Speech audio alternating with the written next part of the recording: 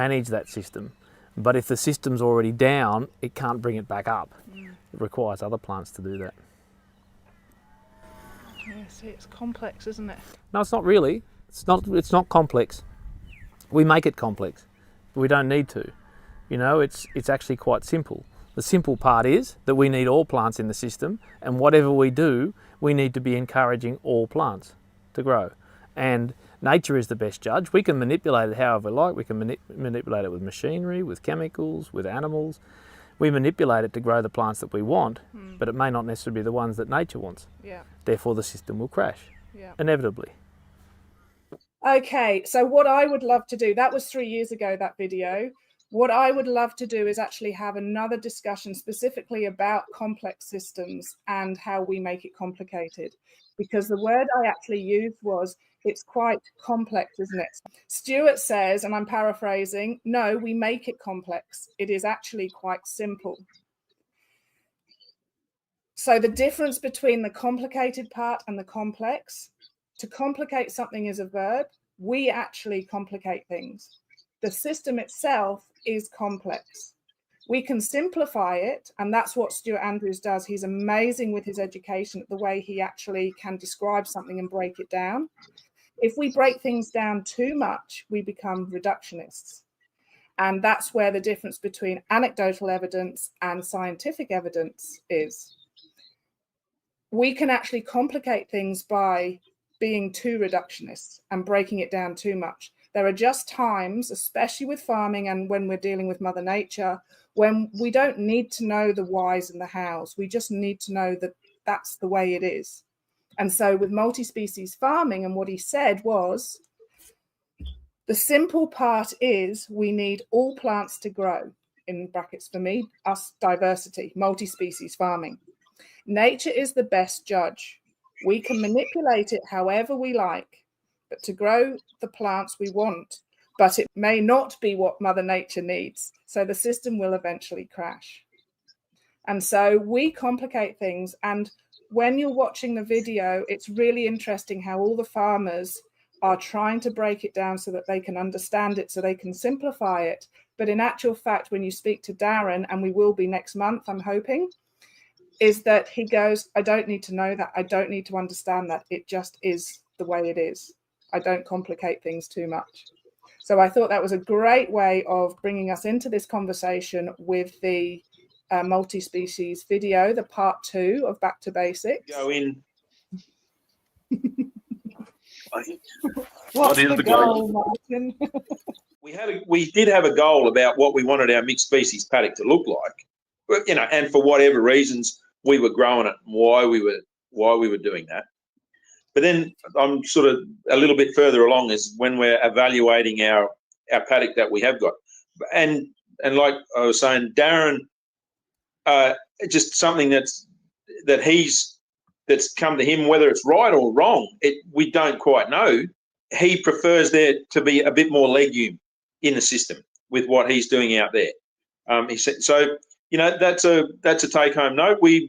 That's only an idea at the moment. That's what he's doing, and everything's going well. So we can evaluate that as time goes on, whether we're going to do legumes, whatever.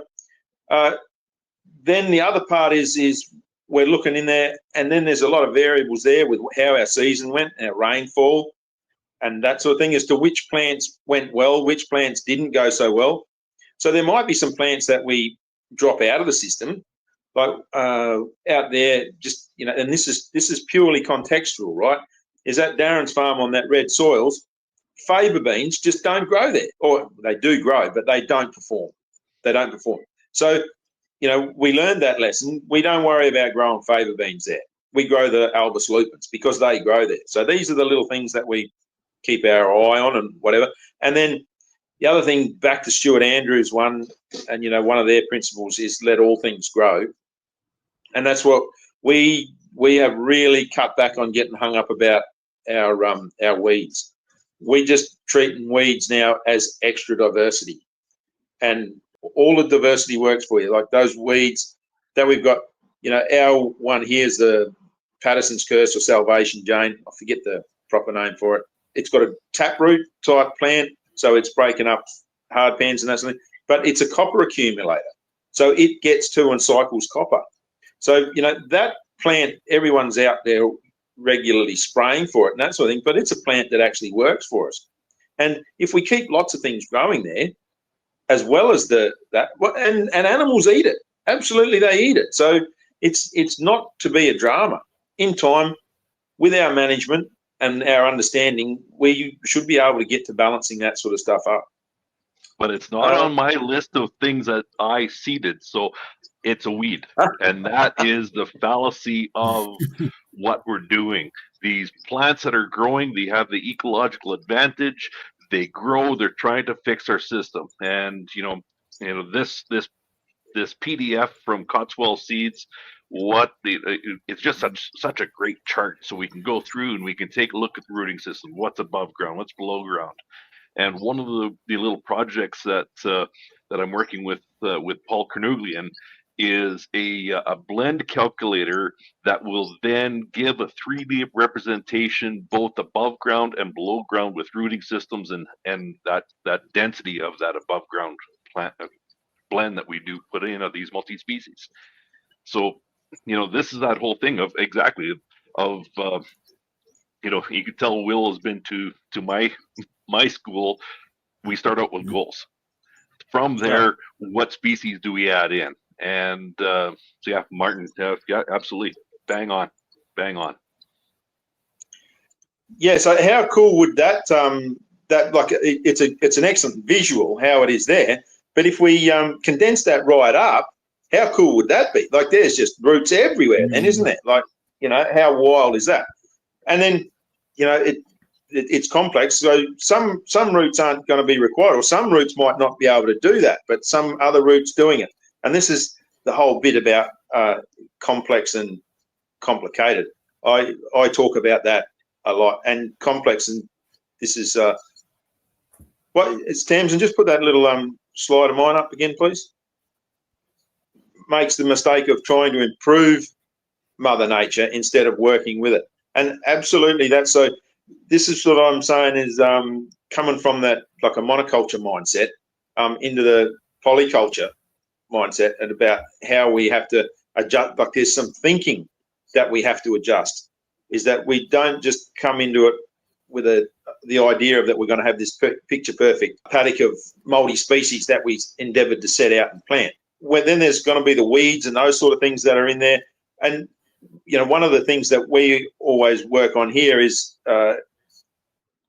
we can, if the season goes with us and the plant and the crop goes with us and everything else, we can end up having it where we put the header into it and we harvest the grain crop from it. But any time before that, if the wheels are falling off the system, our backup and our plan B is that we run some sheep or cattle through it, and we take our money out of it as a grazing proposition.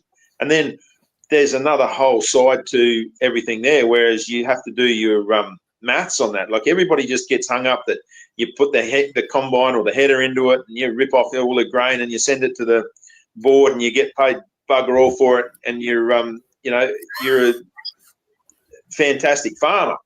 Whereas and I'm sure Will's done the numbers on his livestock operations and that sort of thing. Absolutely, we're finding that if we go around about it right, like think about it and have a plan about what we're doing, we can cash out our forage crops and that sort of thing very, very handsomely. So that's just another part of what we're all looking at. Right. So Will, what is it that you've noticed, especially with the grazing?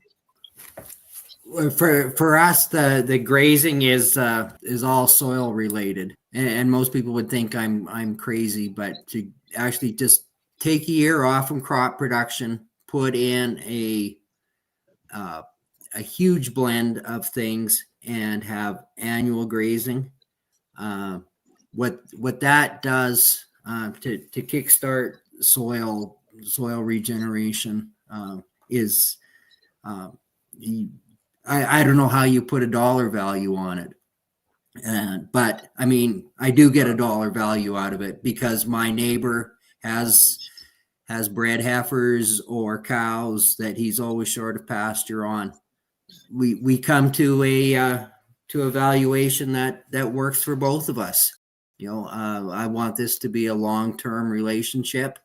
So, if it's a dry year and he's short of pasture, I don't try to rip him off. And if it's a year when there's lots of pasture around, he doesn't try to lowball me. So it's a long-term venture, as this whole system is.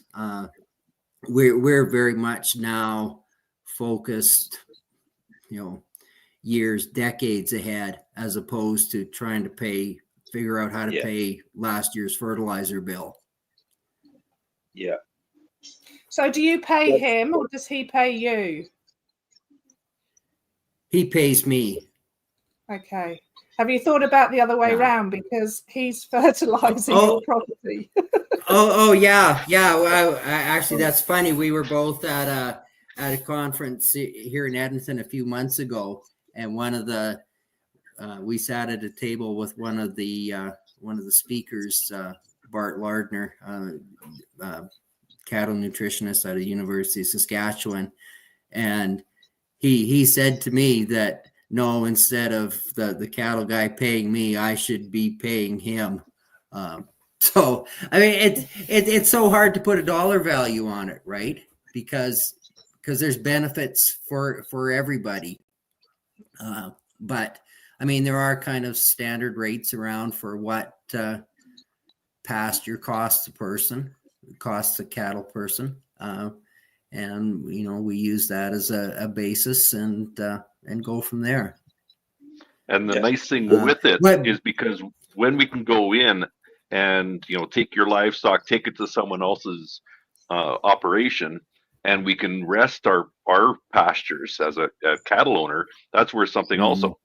So there are these indirect benefits for both parties. And when I was custom grazing livestock on our operation, same sort of thing. I was willing to take a reduced rate of grazing per acre, because they're going to have the labor coming in, and they're still going to have to monitor their animals, but I was getting the benefit of all this manure. So if we're getting 200 grazing days an acre on a piece of ground, and we're getting 10 gallons of urine per animal per day, plus we're getting 30 pounds of dry matter manure going back, those are all wins for me too. So it's this synergy between the livestock and the grain guys.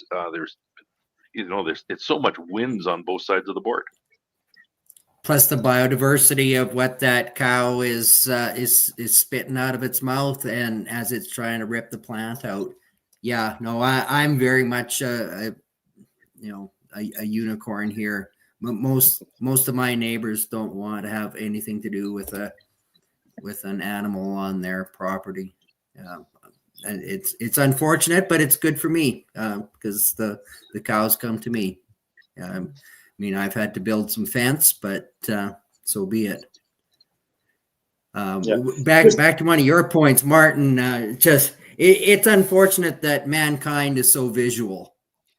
What you said at the beginning about how somebody decides they're going to go down this route. They plant an 8-way mix or a 10-way mix, and they want it evenly spaced, and they want it to look pretty. How many people would even consider that chart that Kevin showed us, that things are different underground? It takes, unfortunately, it takes kind of unique thinking to make that leap. Just back there where we're talking about, we always really jump to the economic profit right away, all the time, and that's the biggest argument, one of the bigger arguments that we face in this whole thing. Oh, well, how do we make money out of it?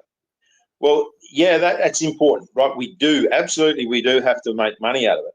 But what Will's talking about by having those cows come on his place, and the old mate's paying him to bring them there, and he's getting a good deal out of it, I'll bet his cows have never, ever performed so well as what they do on your mixes.